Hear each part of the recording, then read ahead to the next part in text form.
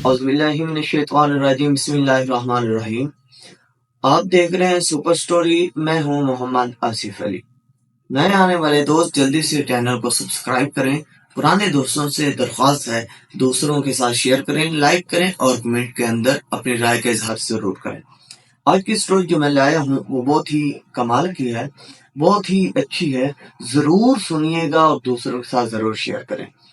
کسی ملک کے اندر ایک نیک دل بادشاہ حکومت کرتا تھا۔ اس کا ایک ہی بیٹا تھا۔ تو اب بادشاہ نے کہا کہ میرے جانے کے بعد اس سلطنت کا جو مالک ہو، اس سلطنت کا جو بادشاہ ہو، اس سلطنت کا جو وارث ہو، وہ بھی میری طرح ہی نیک اور رحم دل ہو، اپنی عوام کا، اپنی رعایا کا خیال کرنے والا۔ تو بادشاہ نے اپنے وزراء سے مشورہ کیا کہ کوئی اعلیٰ درجے کا عالم دین اور نیک اور اللہ تعالیٰ کا ولی ڈھونڈ کے لائے، جو میرے بیٹے کو، جو شہزادے کو شریعت کی اور اسلامی نظام چلانے کی تعلیم دے سکے، جو اس کو ایک عالم دین با عمل بنا سکے۔ اس طرح کا ایک استاد ڈھونڈا گیا۔ استاد نے اپنی تعلیم کا آغاز کیا، پڑھانا شروع کیا۔ وقت گزرتا گیا، شہزادہ پڑھتا گیا۔ شہزادہ نے اس وقت کے جو شریعت کی تعلیم تھی، دینی علوم تھا، اس پہ کافی عبور حاصل کیا، حافظ قرآن ہوا اور ساتھ ہی اس نے تجوید و قرات بھی مکمل کر لی۔ تو بادشاہ نے وقت کے ساتھ اس کی ایک آمین کرائی، محفل کرائی، پروگرام کروایا، کیونکہ بادشاہ کا بیٹا اب ایک باعمل بچہ بن چکا تھا، ایک حافظ قرآن بن چکا تھا، ایک اس نے اعلیٰ تعلیم دین اسلام کی حاصل کر لی تھی۔ اب بادشاہ نے استاد کو انعام کرام دے کر روانہ کر دیا واپس کہ آپ چلے جائیں۔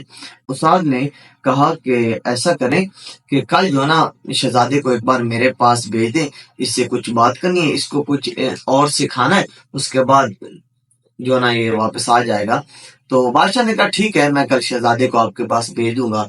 تو جبکہ شہزادہ اپنے استاد کے گھر گیا تو استاد نے کمرے کے اندر بند کر کے کنڈی لگا کے بہت ہی اچھی طرح مالش کی، مطلب کہ اس کو پٹائی کی، مارا۔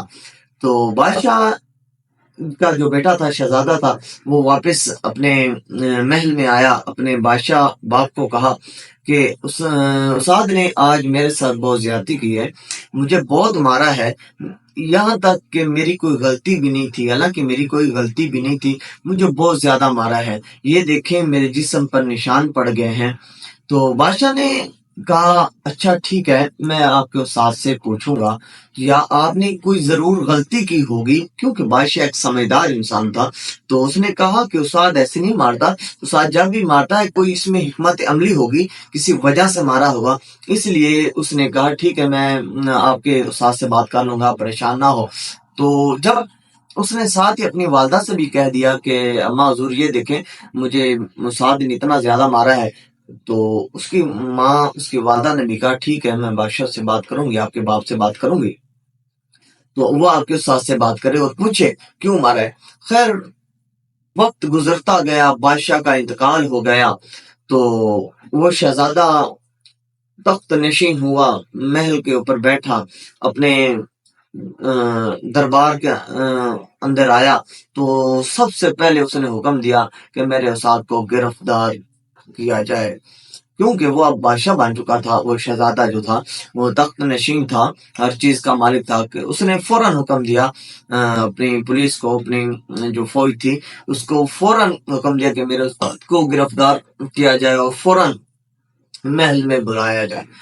تو اسی وقت فوج روانہ ہوئی بادشاہ کے حکم پر اور استاد کو گرفتار کر کے لایا گیا۔ تو جیسے ہی محل کے اندر استاد کی آمد ہوئی اور بادشاہ نے پوچھا، شہزادے نے پوچھا کہ ہاں بھی بتا کیا مسئلہ تھا، اس دن آپ نے مجھے مارا تھا، میری غلطی بھی نہیں تھی، تو کس وجہ سے مارا تھا، کیوں مارا تھا؟ استاد نے کہا کہ آج وہ وقت آ گیا ہے جس لیے میں نے آپ کو مارا تھا، اسی دن تک میں انتظار میں تھا، اللہ تعالیٰ میں اپنی زندگی کی دعا مانگتا رہا کہ مجھے اللہ پاک اتنی لمبی زندگی دے اور تو بادشاہ بنے، تخت نشین ہو، پھر میں آ کر آپ کو بتاؤں کہ میں نے آپ کو کیوں مارا تھا۔ اس نے کہا بات سنو بادشاہ سلامت، بات سنو کہ میں نے آپ کو 22 سال پہلے مارا، جس میں کوئی غلطی بھی نہیں تھی آپ کی، میں نے مارا، اور 22 سال آپ نے اس کو یاد رکھا اور اپنے دل کے اندر اس کا غصہ رکھا۔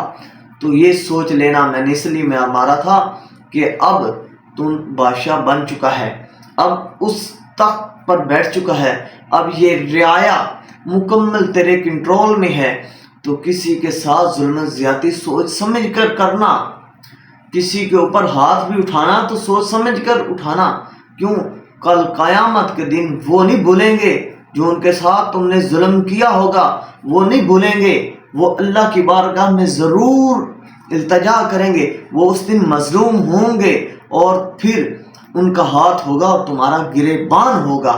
اس لیے مارا تھا تاکہ جس طرح تم 22 سال میں نے مارا اور 22 سال کے عرصے تک تو نے یاد رکھا، اسی طرح وہ بھی قیامت تک یاد رکھیں گے۔ تو اسی لیے میں نے مارا تھا کہ کسی کے ساتھ ظلم و ستم نہ کرنا۔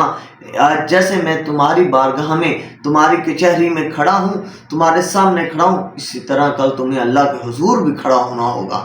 تو اسی لیے مارا تھا تاکہ تم بھی اپنے باپ کی طرح نیک دل اور رحم دل بن کر حکومت کرو اور اپنی رعایا کی خدمت کرو۔ اگر سٹوری اچھی لگے تو اپنا کمنٹ کے اندر اظہار ضرور کریں۔ شکریہ، جزاک اللہ۔